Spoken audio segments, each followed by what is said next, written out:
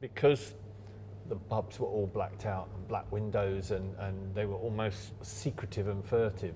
Unless you knew a way of finding out things, you had no idea what the places were or whatever. I mean, I think you could tell some of the gay pubs because of the clientele going in and out, but I think for younger people then it was much more of a challenge than it is now. When you go into Soho, there's 100 bars with clear glass and brightly lit or whatever.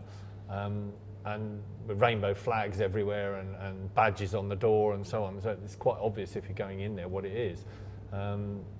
Whereas I think the older pubs, unless you knew somebody or found out some way or other, you know, there was no advertising outside because of the trouble. You know, this pub even a few years ago would get pelted with eggs or whatever, you know, when someone driving past, or you'd get abuse outside. And I think that slowly died down.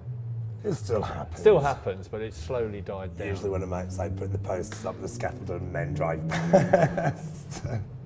You know, I've seen odd incidents out here, but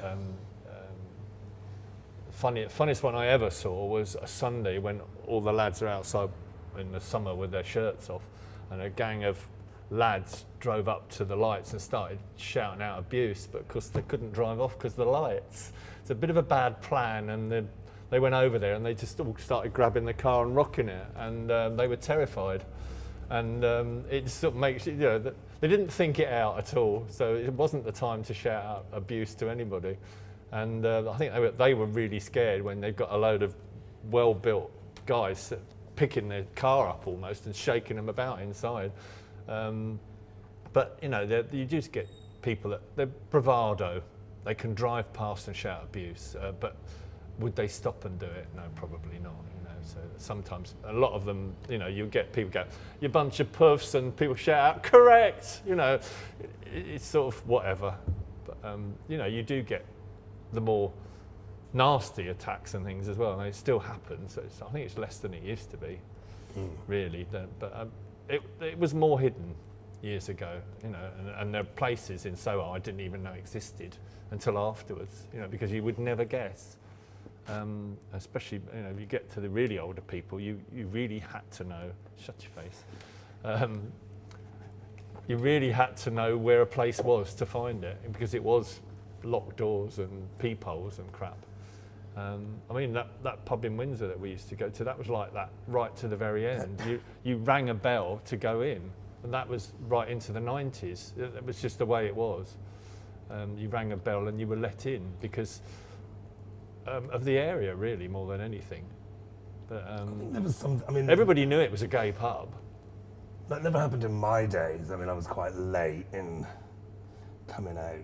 And lived in Norfolk, so I knew there was only several gay bars in Norwich, or one in particular.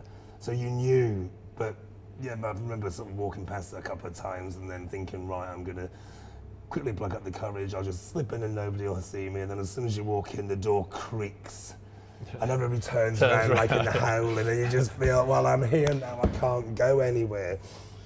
But I don't know, I mean, sometimes I often think about it when I talk to older people, about what those days, what was it like ringing a doorbell? Did you?